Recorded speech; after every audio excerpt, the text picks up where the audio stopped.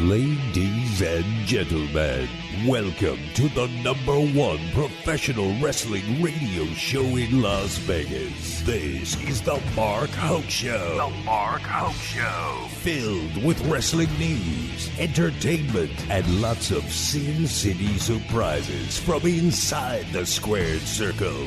Now, let's bring on the tag team of Andrew Fish Fane, Joe DeFalco, and your host, Mark Hoke. Hey, let's do another hour, shall we? What the hell? Why not? Let's do it. The best in pro wrestling news and entertainment on KDWN. Well, we're on KDWN, but we're the best. In the multiverse. Just the best. I wouldn't want to wrestle Brian Alvarez for it, though. He knows what he's doing. You can handle Alvarez for a while. I got Meltzer. Fair enough. I think I can handle Dave. You know, Dave's in pretty good shape. He takes care of himself. I would think so. Yeah. We love those guys. Wrestling Observer, one of the best outlets, period, in professional wrestling. They're awesome. Always have been. Yep. So just challenging everybody to a fight. Why not? Let's have a WrestleMania. We'll do it at the WrestleMania scrum.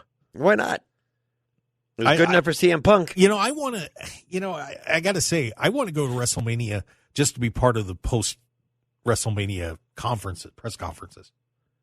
That was cool. Fun last night. They've been broadcasting those. Stole that idea from AEW. What a shock. But it was fun. But you're kind of getting to see the same old gang over and over. And by the way, they didn't steal it from AEW. They stole it from the NFL, and they stole it from NBA, and because they do it all the time, too. So it wasn't an AEW exclusive original idea. In professional wrestling, it was. Can we say that? No. Yes, we can. In professional wrestling, we can. Just, come on. Give them a little credit, for God's sake. That's like saying the Super Bowl is stolen from the World Series trophy because, they're both trophies you win for getting the championship. You won't give them any credit. I can't wait because, by the way, I don't want to say we may be, but let's just say I'm talking to AEW, getting ready for some events coming up, and we may have some people coming on, and I'll be off those days. And you better run and hide. That's all I'm going to say. I'll be off those days. But anyway, I don't talk to the minor leagues. Wow, come on, Fish. I don't talk AAA baseball. Unbelievable. G League basketball. Stop it. It doesn't happen. Stop it. Canadian football does not get talked about. These guys on the show and you rip them all the time. Yeah, the Saskatchewan Rough Riders. No, thank you. Go away. Anyway, G League Ignite. Back to the Royal Rumble, and we just wrapped up the women's Royal Rumble match, and then we get to the last one. It's a very short card: 3 matches and 2 Royal Rumbles. Yeah, of course the Royal Rumble matches take an hour plus. Yeah, I'm well aware, but so that's some time. But we get to Roman Reigns and Kevin being challenged by Kevin Owens, and going in. Was there even an iota of a chance of Kevin Owens winning in your mind? Unfortunately, no, not from everything I read. Okay, so yeah, you kind of knew Roman was going to win the match, and it was a really good match. It really was, and all credit to Roman Reigns. When he wrestles, he's put on some great matches. And Kevin Owens is so good. He is very underrated. Yeah, maybe underrated to you, but I think he's a wrestling god. He is amazing. And by the way, he took 2 hits to the head in this match, which kind of ended up setting up what happened afterward. It was sick. Roman was so mad at Kevin Owens that at the end of the match, before it wrapped up, he took Kevin Owens and he put him on the ring steps, which are steel ring steps, and grabbed him and slammed his head, the back of his head, into one of the top step. Yep. I mean, it looked old school wrestling. That's old school Attitude Era wrestling right there. I could not believe that Kevin was not bleeding after 2 of those. The first one especially looked really bad, but. So after that, Reigns rolls him in the ring, hits him with a spear. Obviously, Kevin's out of it, and the pinfall happens. Then we get to the fun part. This is good. So the bloodline just tears into Kevin Owens. Just beat the hell out of him. And then Paul Heyman pulls out 2 pairs of handcuffs. And Sammy's watching this whole thing. Sami Zayn, who is not guilty, by the way. You're not Sami Callahan. No. You said Sami Zayn like we didn't know who Sammy was. Some people may not know who this is. We got to remember, there's people out there listening that may not be following wrestling. Then why would you listen to a wrestling show? Because we're entertaining. We're fun. Oh, good Lord. Yeah, you got to do that, Fish. That's the way things work. So anyway. I don't cater to idiots. Well, they're not idiots. They're just learning. Maybe we're turning people on to wrestling. Anyway, so Kevin Owens, so they get the handcuffs out, and Kevin Owens is then by both wrists handcuffed to the top rope. So he's sitting there in the old crucifix position, and the super kick party from the Usos start. They're pounding super kick party. They are pounding the hell out of him. I mean, it was bad. And then Roman Reigns tells Sammy to go get a chair, and Sammy reluctantly goes to get a chair.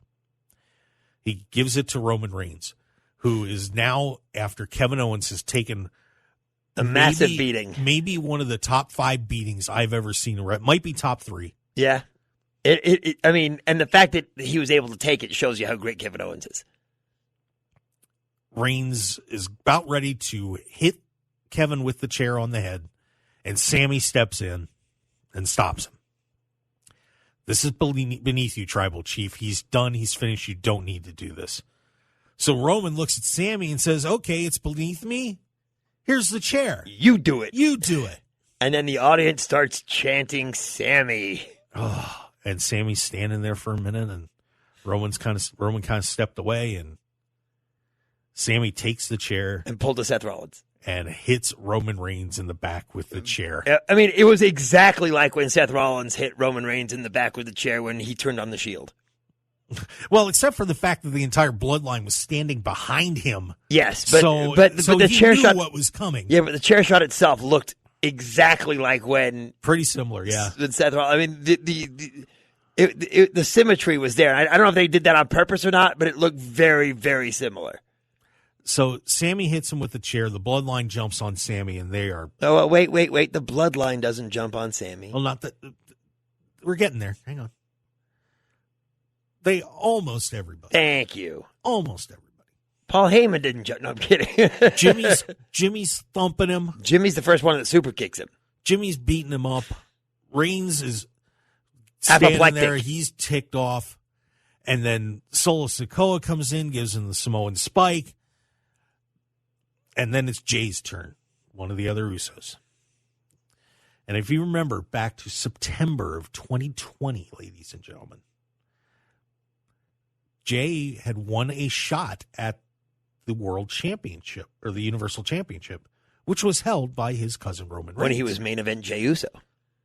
Jimmy was out. He was hurt. And Jay ended up not only wrestling him once, but wrestling him twice. The second time in a Hell in a Cell match where Jimmy was pulled into the cage and and Jay wouldn't quit until Roman brought Jimmy in and was ready to snap his knee again. And the funny thing is back then you thought Jimmy was going to be the guy to turn on the bloodline. Yeah. It was, yeah. And so, those were some of the best matches I've ever seen Jey Uso have. So we are taking this back. This story technically is stretched back to September of 2020. Thank you, Rob Fee. Jay is in the corner, and they're telling the guys are telling Jay to go after him. And Jay is just shaking his head. Of course, Jay was the one that stuck up for Sammy in the trial on Raw 30 on Monday night. Yep. He had hated him, but Sammy won him over. Yep. And Jay just looked at it and shook his head and got out of the ring and goes up the ramp, and he's gone. Roman goes crazy. Apoplectic. You broke my family, he's screaming at Sammy as he is pounding Sammy's back with the chair. And then that's kind of where it all ended. And he rips the shirt off, rips the lei that's around his neck. Yeah, he was sprinkling flowers, yeah. And that's where it all ended up, with Jey Uso walking out of the ring. Who knows what's happening with him.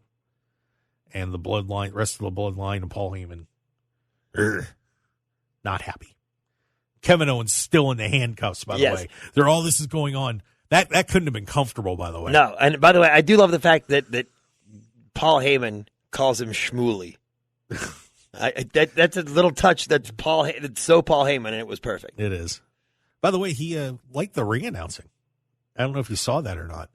He got a big smile on his face. So I forget who the female ring announcer is, but she did a great job. Yeah, and that made Heyman look over at her. I just thought I'd throw that out. And I said this to you before the show started today, that it seemed like they were playing the long game with Sammy and the Bloodline, and then the end of it happened very quickly. And I guess that's the way it's supposed to happen, but it was done very, very well. To me, I hate to make an instant reaction like this, but when I was thinking about where I would place that segment, I thought about the riot when Ric Flair turned on Dusty Rhodes in the cage in the Omni back in the mid-'80s, and those guys, Flair and the Horsemen, were very lucky to get out of the ring without getting torn apart. I thought back to Hulk Hogan dropping the leg on Savage and starting the NWO. It was that kind of sequence. It was absolutely incredible. And you have to give WWE credit for not only building that to that point, but how everybody handled it and how they acted in that ring last night. Unbelievable. And it was one of the best things I've ever seen in WWE. And it's been a long time since I've seen the end of a pay-per-view like that and thought, I cannot wait to see SmackDown on Friday to see what the hell's going to happen. Yeah. It's going to be amazing where this is going to go. Are they going to even mention it on Raw or not? Because this guy, you can't leave it hanging, even though these guys aren't Raw competitors. No, of course, Roman's got both belts, and so do the Usos. So this is going to be very interesting because there's only one. And Kevin Owens is a Raw superstar. There's only one little tiny thing that's bothering me about it is I kind of wish Jay wouldn't have done what he did. Because the talk is that they want to have Sammy and Kevin go after the tag team titles. So if Jay's kind of reluctant partner to Jimmy and there's issues there, that would seem like somewhat easy pickings. You know what I mean? Yeah. So that's my only hesitation, because I would have rather seen Jay do something like turn on Roman at WrestleMania and cost him one of the titles. And if there was a spot to bring The Rock in yesterday, that was the spot. Yeah. It was Jay's spot. Yeah. You know, and since he didn't, everyone is saying that Rock is not going to be in shape to wrestle at WrestleMania, and now I believe it. Well, I thought it was all a work until this. Well, I will say this though: I watched the WrestleMania press conference, or the Royal Rumble press conference. You mean the stolen AEW press conference, right? Afterward, and which they stole from the NFL, the MLB, NBA. Yeah, but people don't do that in professional wrestling. But anyway, the minor leagues did it, so the major leagues had to. Whatever. Okay, go ahead. Whatever. I'll tell you what, if Tony Khan comes on the show, you can call his company Minor League. I absolutely and see what will. happens to I want to see what happens. 100%. Go for it. It's a minor league NFL team and a minor league wrestling company. Some of the greatest wrestlers in the world. Okay, whatever. Anyway, so in the press conference, Triple H, someone actually asked him about The Rock's involvement. And his comment was, well, from what I hear from you guys, The Rock's not in shape to do it. But the door is always open. And yeah, said the door's open, and, you know, Rock's very busy, so on and so forth. If he can get involved, great. You know, it's whenever works for him because he's very busy. And then I believe he also said, now, if you ask me, The Rock looks like he's just huge, basically. he's massive. This is why I said this last week when I heard that rumor. I said to myself, The Rock is in incredible shape. Yes, you have to do things to prepare your body. But say because there's a difference between being in shape and being in wrestling shape. Right. It's like any other sport that you do. Like if you play football, it takes your body a while to get used to the hits when the season starts, and then you kind of build that up, and you know your body's used to it, and you're okay with it. And you know, and it's the same thing in wrestling. You know, you have to take bumps. You've got to get your body to the point where you're not feeling it as much. It doesn't bother you as much. I mean, somebody go down to FSW and train and run the ropes one time and see what happens to you. See what happens. Oh, I can only imagine. You know, you have to get your body used to that, and build up your the right musculature and so on. But I'm still not sold The Rock is not going to be there, just because in Triple some H capacity, was so snarky about it. But doesn't he have to show up before? I mean, he can't just show up at WrestleMania. No, he can't just show up at WrestleMania. Well, why not? You can't just show up at WrestleMania and say, "Hey, I'm going to fight you now." What if he was free for SummerSlam? Let's say he's free for SummerSlam, and you bring him in, and he costs Roman the title. Now you get like a 3-month build-up. Okay, fair enough. If you're gonna do it that way, okay. Yeah, there's lots of things you can do. How does it set up the Elimination Chamber, though?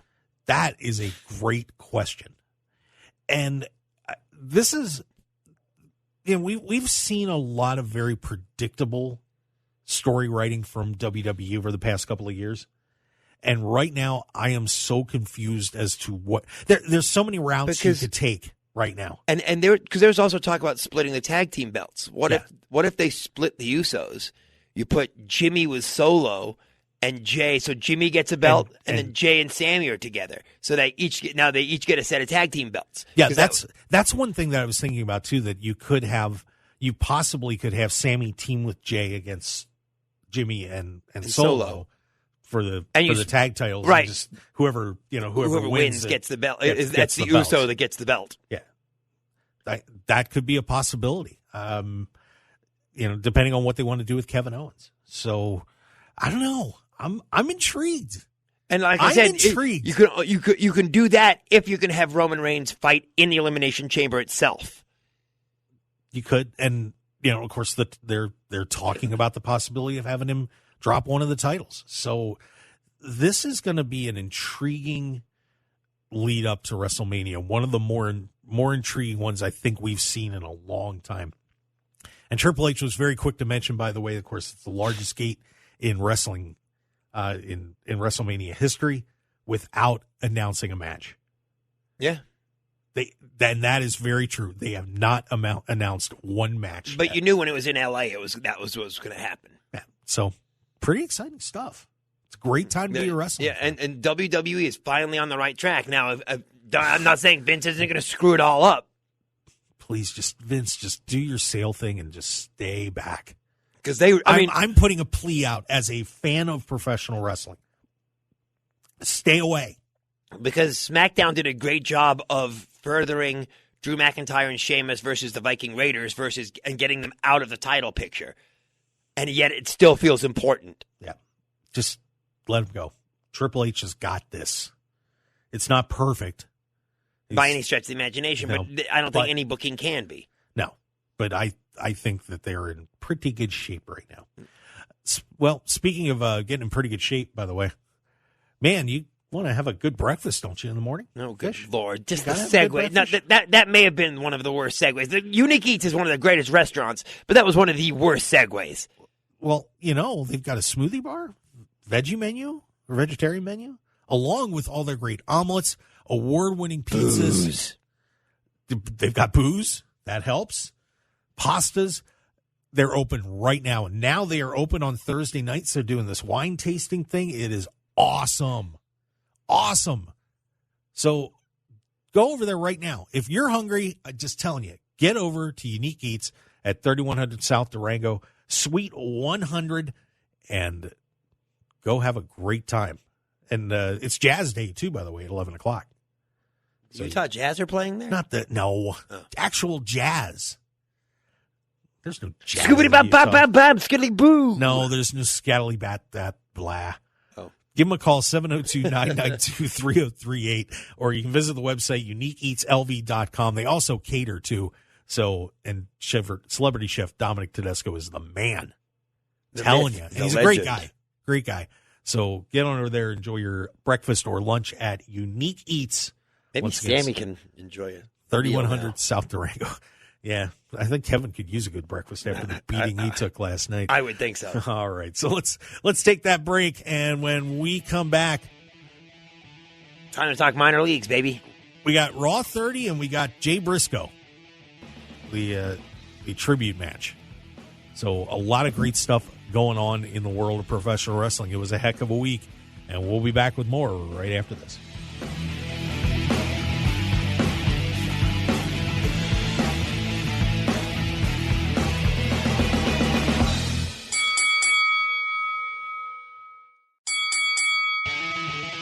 This is the Mark Hoke Show. The Mark Hoke Show. Here again, your host, Mark Hoke. And we are returning to the airwaves. That's right, the Mark Hoke Show. I'm Mark Hoke. Thanks for being with us. The number one pro wrestling news and entertainment show worldwide. You can listen to us in the multiverse live here on KDWN. K-Don. And, of course, go to the website, kdwn.com, and also that Odyssey app. So if you know, there's no reason to not listen to the show. And, of course, if you want to listen to some podcasts, 101 shows up there with split by hour, too. So there's a lot of... no Dalmatians. A lot of material there for you to sort through. Still no Dalmatians. 160 countries and territories have downloaded our show. We certainly do appreciate it. Including Saskatchewan. Every one of you. Hot fish. No, I'm not going to shut up. All 50 states. 101 episodes. You think you would have learned that I'm not going to shut up by now. Just be good for 10 seconds and let me finish this. MarkHokeShow.podbean.com. All your favorite podcast outlets. Apparently, we are very popular on Samsung Free. Seriously. I mean, it's ridiculous. So thank all of you who have listened, and if you haven't heard the shows, go back and check them out. We would appreciate it. I do want to mention Raw 30. Of course, they had their 30th anniversary show on Can I Monday talk night. again? And I'm thinking about it. I'll let you know. Just be quiet until Andrew Fish Fain, everybody. And, of course, a lot of the legends came back. We had the trial of Sami Zayn.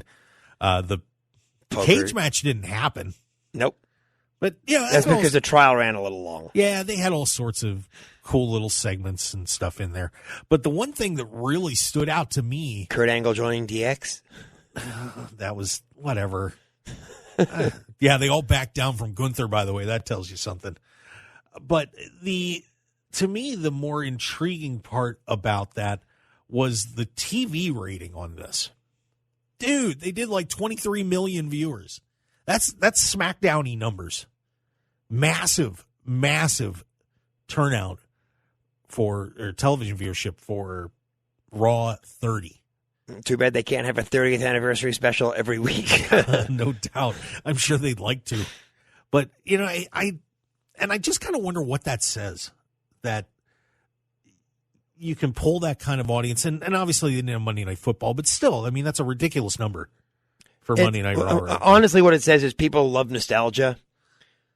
I'm sorry, but I say 22. I mean, it's 2.3. I'm sorry. Yeah, I slipped up. I kind of figure you didn't mean 23 million. Yeah, 2.3. Sorry. Yeah, but 23 million, you're talking almost Super Bowl level. Yeah. But it shows you that people love nostalgia. And people want to see their old favorites. They want to see the DX reformation. They want to see who's going to be backstage. They want to see who they're going to be surprised by, basically, which is one reason why people tune into the Royal Rumble. They want to, and that's why I was shocked that there weren't more surprises. Do you start pulling more legends in, or is there just no time to do that? I mean, if there's a show that has time, it's Raw because it's got 3 hours. Because I will say that the one Legends show that ticked everybody off, if you remember, the one that really drove Mark Henry and Paul White out of WWE, when Randy Orton was putting all the legends down, and someone was just like, "We're not coming back. The heck with this. You're going to treat us like that? No way." But can you just wonder if there's a way to tap into that a little bit more as in their programming to build that feeling of nostalgia and I don't know. There isn't, because if you do it, then it's not nostalgia anymore because they're just there. I don't know. I mean, just a quick 5-minute Legends interview or something like that. I don't know. I mean, it's just a thought. I'm not arguing. I'm not disagreeing with you. But the problem is, if you bring them back every week, then it's like, oh, this is not a big deal because they're doing it every week. Or maybe do another show after Raw's over. After Raw, they did after MASH. Let's do. How about Rubbed Me Wrong? I mean, they did that. They did that on a lot of the A&E shows where they had the smack talk and a lot of kind of stuff. But that's right, Talking Smack, and what was the Raw one? Well, these were different. It was different from that, but I just wonder if maybe you need to tap into that a little bit more. And you're not going to do a 2.3 million, but I would imagine USA was quite thrilled. I'm sure USA was absolutely tickled pink. And I do apologize for saying 23. I don't know. I'm about to say it didn't hurt the fact that this was the first Monday night without Monday Night Football. Yeah, it helped, but I think just the content was good enough. Yeah, I agree. But I think you'll see the numbers on Monday Night Raw start going up again because Monday Night Football's not there. Yeah, but it's not going to get 2.3 again. No, that's not what I'm saying. It'll be back in the 1.5s, 1.6s. Yeah. But maybe with this WrestleMania build, who knows? This is intriguing. You wonder how many people actually tuned in to see the trial of Sami Zayn. I don't know. I'd love to. If the tights don't fit, you must acquit. I would be interested to check out the 15-minute segment ratings. That would be cool, just to see where people were watching. Yeah. So, but huge number for them. And by the way, Hulk Hogan led off the show, and want to give our best to the Hulkster. Apparently can't feel his legs. Hogan had surgery, back surgery, just a little while ago. And per a conversation from Kurt Angle, apparently, Hogan said that he had the nerves cut from his lower body, which is leading to mobility issues. So apparently he's using a cane. But ironic that a guy from WWE is using a cane. But apparently, he can't feel his legs from this surgery right now. He's in no pain, but he can't feel his legs, so he has to use a cane to walk around. Right. So we want to wish Terry Bollea, to me, the greatest legend in professional wrestling. It is all not here without him. I was about to say, I will disagree with you with the term greatest. I will say the most important figure in wrestling of all time. All right. I don't want to get because you are absolutely correct. Without him, there is none of this. No, I mean, from Hulkamania to the NWO and beyond, just there's been nobody like him. He's not Buzz freaking Lightyear. Well, I don't know. Buzz is pretty good too. But I'll take Hulk Hogan. But we want to wish Hulk Hogan all the best on his recovery. And there is no NWO without Hulkamania. No, it's all Hulkamania. Yeah, and that's Vince McMahon. Yeah, well, I think Hogan had something to do with it. You could have Backlund Mania apparently wasn't the plan. Right, but Hogan was a wrestler before he became the Hulkster. Right. And he wasn't. He didn't take the world by storm until Vince McMahon. He was a pretty hot commodity, though. A lot of people were coming after him. I mean, in the AW, he was wrestling for Vern Gagne in the AWA, and Vince just stole him right out from under him. That's a kind of a nasty story. Yeah, no, and it was a combination. Yeah, but of course you had Vince behind it. But yeah, you needed the right person to be able to pull absolutely. That off. And because they thought they had the same thing in Lex Luger. Nope. Thought they had the same thing in the Ultimate Warrior. Nope. No, that was a terrible decision. But don't want to speak ill of the dead. No, because there was a story about Hulk Hogan saying that during their WrestleMania 6 at the Sky Dome, like 8 minutes into the match, Warrior goes, "All right, let's go home." And Hogan's like, "No, this is not the way it's going to go. Yeah. There's 85,000 people here. We're going to blow the roof off this place." Right. Yeah, he has an incredible understanding of what to do in the ring, and and it's funny when you go back and watch if you see some of his matches in Japan, because people say, "Oh, Hogan couldn't wrestle." If you see his Japanese matches, he's doing all sorts of crazy stuff. I mean, he just wasn't asked to do it in WWE. Right. They didn't say, "Oh, well, we need you to go 45 minutes." No, we need you to go 10, get everybody going crazy, and send them home happy. Remember, he didn't wrestle all that much back in the day. He didn't have to. He was there. He just didn't wrestle. Yeah. Unbelievable guy. Let's see. So then let's get over to AEW, because they had a big happening. I mean, what a week this was. Yeah. Speaking of racists, that was it was not a racist comment that he made. So let's watch it. The AEW and Tony Khan fought very hard to get something on the air for Jay Briscoe, who passed away last week. Tragically. And, of course, Jay had made a 10 years ago had made a homophobic tweet. Yes, no, his brother was racist. I was talking about the Confederate flag. That's okay. Go ahead. Yeah, but Fish, it's context. I don't even want to get into that. It's context. There is no context in which the Confederate flag is okay. None. So the General Lee, you think we should ban that too? Yeah, basically. Okay. Well, some people. If it has swastika on it, wouldn't it be just as bad? I think you're comparing two very different things. I completely disagree, but that's okay. All right. Well, let's not get into a fight. We're talking wrestling. Just explaining what was going on. So they, of course, Time Warner or Discovery and Time Warner would not allow the Briscoes to wrestle on TV, despite the fact they were under contract and they were just doing Ring of Honor. And of course, the Briscoes, longtime tag team in Ring of Honor, 20 years. By all accounts, Jay, nicest guy in the world. And of course, Jay passes away, and they wouldn't allow a tribute show. They had to tape it and record it. So I believe it's now up on ringofhonor.com. Is Jay the older or the younger of the two? Jay's the older. Older, okay. But Tony Khan went to bat and said, for everybody, and said, we need to do something. And they got Mark Briscoe on the show. He wrestled Jay Lethal. Jay was in tears. I mean, if you saw the match, even before Mark came out, Jay was just crying up a storm. And Mark came out and showed why he and Jay were two of the best professional wrestlers in the world. Mark looked terrific. Jay did a great job. And it was kind of hard to watch and think about when you see somebody who was so beloved in the wrestling community, gone at 39. It was actually Jay's birthday. He would have turned 39 that day. Now, and I don't say this to be cold or callous in any way, shape, or form. This is a legit question I had. When Mark came out, he had the Ring of Honor Tag Team Championship belt. Yeah, he had both of them. Right. What happens to the Tag Team Championship now? I don't even know if they're worried about it yet, but I'm sure that's going to come. But you know what my suggestion would be? Let him pick a partner? Pick a partner, and that partner is Jay Lethal. That's what I would do. Yeah, so instead of Jay Briscoe, it's Jay Lethal. I have absolutely no issue with that, and I just wasn't sure because he was holding both belts, and rightfully so, because he hasn't lost them. Yeah, they were 13-time Ring of Honor World Tag Team Champions and just won them from FTR last month. So, but I have to, there's things that you can bust Tony Khan on that you don't like about him or whatever.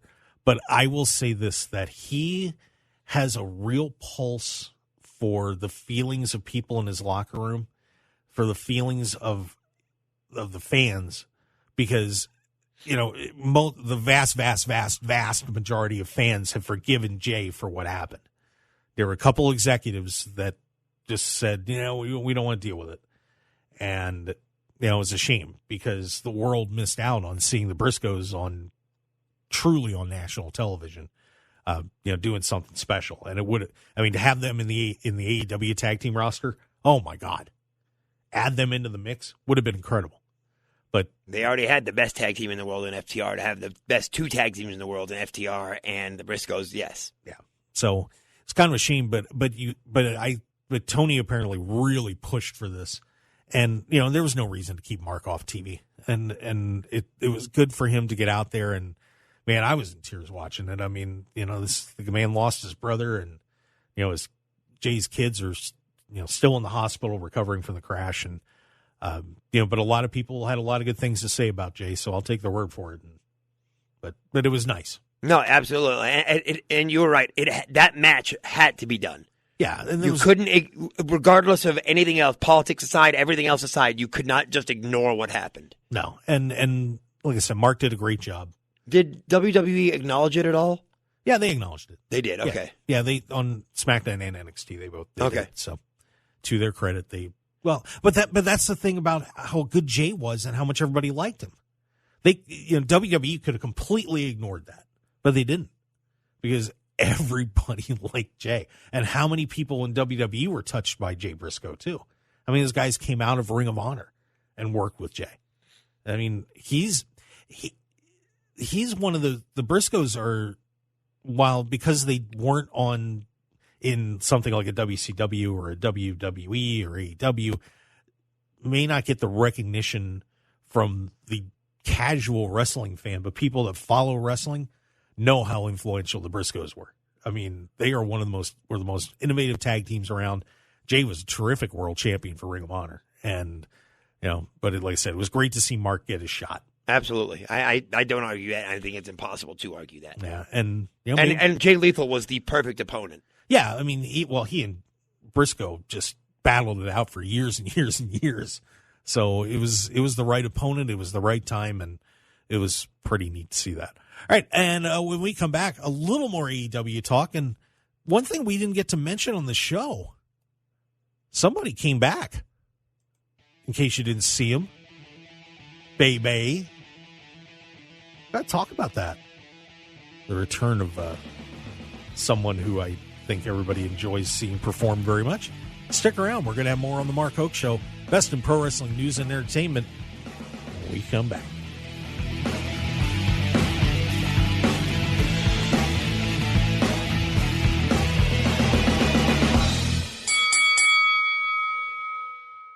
Tired of the same boring food when you're out for breakfast or lunch? I'm Mark Hoke, and I have an idea for a different place to go with unique food you're sure to enjoy, and that's Unique Eats. Take some time out of your busy day and stop on in to Unique Eats, featuring celebrity chef Dominic Tedesco and his friendly staff. Whether it's a great start to your day with one of Unique Eats' amazing omelets, or lunch with his incredible sandwiches, pasta, and award-winning pizzas, you'll be in for a fantastic dining experience that won't break the bank. Unique Eats also features a smoothie bar and full vegetarian menu as well. Plus, if you need catering, you can count on Unique Eats no matter what the occasion. So what are you waiting for? Get on over to Unique Eats at 3100 South Durango, Suite 100, open daily until 3 p.m. Call them at 702-992-3038 or visit uniqueeatslv.com for their full menu and catering info. Break out of the same old routine and have a great meal at Unique Eats today. 1015 FM KDON. You're listening to the #1 professional wrestling radio show in Vegas, The Mark Hoke Show. The Mark Hoke Show. Now, here again is Mark Hoke. Let's do one more segment of The Mark Hoke Show, shall we? Why the heck not? Well, there'll probably be a lot of reasons. One last buckshot lariat. Oh, man. One last Panama Sunrise. I think it was Logan Paul last night that did one, I believe. A buckshot lariat? Yeah. Looked pretty good. That they stole from AEW also, I'm guessing? No. Page did it first. Punk couldn't do it. Phil Brooks couldn't make that move happen, so. No, and by the way, did you see the interview with Seth Rollins talking about... Oh, yeah. saying, Phil, stay away. Hey. You're basically a jerk and no one likes you. Yeah. I don't know what to make of that because some people swear by the guy, but a lot of people are just like, nah. It's weird. That's the most polarizing figure in professional wrestling. Absolutely. And no decision yet has been made by AEW.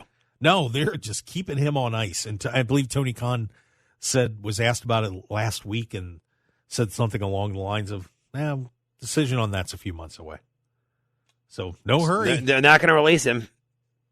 Not until his contract's up. That is going to be an intriguing thing over the summer. I will say that. Because, of course, we're going to have Double or Nothing out here, and then, you get ready for All Out. Oh, that'll be crazy. But one guy that is back, and thank God he's back. Baby. Adam Cole. We, just showed up on AEW TV a couple weeks ago. And if you didn't know what happened to Adam Cole, Mr. Cole took a really nasty concussion back in June at the Forbidden Door pay-per-view when they were having that four-way match for the IWGP Heavyweight Championship, and Cole got concussed, and Jay White just dove on him real quick and covered him to get the match over because Adam was out. And in that promo that he cut, he was saying things along the line, couldn't do car rides, he was black and out, just really bad shape. So it's good to see Adam Cole back, but I think the question is, once Adam is back completely in the ring, do we get a run at him for the AEW title, and how much fun would it be with him against MJF? They almost have to, but the problem is that there are Cole's been a heel his entire time there. And I don't think you're going to go heel versus heel against MJF. No, he's been up and down. I mean, he's ambiguous. He really is. This is my issue with AEW and Adam Cole is they've never utilized Adam Cole to his fullest potential, and and part of it's because they don't have space at the top of the card. I think that, I mean, they had him against Hangman Adam Page when he wrestled for the championship there, but I think the push because he had just won the Owen Hart tournament. And then, got the concussion, so his momentum got stopped. It was one of those many injuries that plagued AEW the second half of last year. But I have a feeling that you're going to see Adam Cole challenging for the world title fairly soon. How about him versus Bryan Danielson? If Danielson wins the title. I mean, that's what I'm saying. Can you have Danielson win the title so you can have Cole versus Danielson? You could. That's the one fun thing for everybody as a wrestling fan right now is both the major companies have so many great wrestlers at the top, and you have so many terrific possibilities, and everybody's going to complain about booking, who's going to do what. But at the same time, you are seeing. I mean, like when you and I were growing up, Fish, there weren't that many guys at the top of the card. No, you didn't think that Paul Orndorff was ever going to beat Hogan for the title. Oh, it probably should have happened. I'm not saying it shouldn't have, but yeah. Paul was incredibly hot, but King Kong Bundy never thought was going to beat Hogan. No, that one I didn't think was going to happen. Big John Studd was the only guy I thought maybe. Really? Yeah. You had Studd in that category? See, I was waiting for Jake Roberts or... but of course, we didn't know some of the things going on behind the scenes. Right, but I mean, obviously Macho Man, Ultimate Warrior. Yeah, Ultimate Warrior. But Big John Studd was like the first guy they really pushed against Hogan. That was his first, after the Iron Sheik, was his first big program. Yeah, in the Heenan family, and that was, it was pretty cool. Got into it with Piper a fair amount, but yeah, but I never thought Piper was ever going to beat him. Yeah, and it's a shame he didn't. But yeah, it was just Piper's very underrated as a wrestler. Yeah, there were so many. There were just you wanted to have the longevity of a champion back then. Right, and now, but see, that's my issue almost with WWE is I don't know if we should have Roman Reigns holding both titles for much longer. If you want to hold one of them for a while, that's fine, but I think you need to have some fresh meat as at least one of the champions. Yeah, it's going to be fascinating. This WrestleMania season, I think, is going to be full of intrigue. And in AEW, I think you have a different problem in the sense that, and I don't know if this plays into it or not, but MJF's contract coming up at the end of the year, does Tony Khan need to placate him by keeping him as champion longer or not? Well, I guess it depends if he signs the contract or not. Well, he doesn't have to sign till the end of the year. But so my point is, because if you can't let him be the champion when his contract runs out. You can't. Right. You can't. But, so either I think that's the thing where. But I mean, my point is right now. Got to get that done. You're right. You got 11 months to do it. But if he's going to face Bryan Danielson, and the program is to have him put Danielson over so Danielson could be the champ. What if MJF goes, I don't want to do that. I want to remain the champion for a while. Well, then that puts Tony Khan in a difficult position. I don't think they're putting Danielson over on him. I don't think so either. I'm using that as an example for right now. Right. Because it puts Tony Khan in a weird position because he has to placate MJF to make sure he keeps him because you cannot lose MJF. Well, welcome to having one of the hottest wrestlers in the world in your roster with only a year on the contract. MJF may be one of the dance. Overall, everything may be the best wrestler on the planet right now. He might be. I mean, I couldn't imagine if you had a joint program with him against Roman Reigns or something like that. Good Lord. Or you put him against John Cena. Could you imagine? I would just like to see. Could you imagine the only reason why I want to see MJF against Roman Reigns is because I'd like to see the mic battle between MJF and Paul Heyman. That would be interesting. I'd be intrigued. Well, Fish, I just want to remind everybody again tonight, FSW Vegas, huge card at the Silver Nugget starting at 5 o'clock tonight. So we're 7 hours-ish away from bell time. Yeah, and Danny Limelight's a warm-up for Vandergrift until he faces me. Danny Limelight will kill you, and he will do it while that's why I'm not challenging Danny Limelight. Danny, by the way, Danny has a tweet up. This was 2 hours ago, so this was 8 o'clock in the morning. Was he listening to our show? Where the sugar mamas at? Follow Dan. It's at Danny Limelight. Pretty simple. Follow his Twitter. Good dude. I'm telling you. And, Good and dude. he's a good dude. We met him at Booker T's Yes, we did. event. Great guy. Good dude. And he gets pro wrestling. He really does. But you can see him, Hammerstone, Matt Vandegrift, Hammerstone's such a stud. Gregory Sharp, Ice Williams, Remy Marcel, Nick Zander. Just a ton of talent is going to be at this show tonight. And if you can get out there to the Silver Nugget, you're going to have a blast. I promise. Hammerstone is the real deal. He is. All right, so that's going to do it. Guys, don't forget to follow us on Twitter at Mark Hoke Show. Facebook, The Mark Hoke Show. Give us a like. YouTube, The Mark Hoke Show. Subscribe, please. That would be awesome. And, of course, markhokeshow.com is the website. And those podcasts at markhokeshow.podbean.com. Almost all your favorite podcast outlets. We are literally everywhere. Check us out. Download those podcasts today. SportsX Radio tomorrow night. Yeah, you'll get to hear us talk sports tomorrow on KWN at 8 p.m. Pacific. And I'm always right. He's always wrong. So that's about it. See you guys tomorrow on SportsX Radio next week on The Mark Hoke Show. Have a great day, Las Vegas.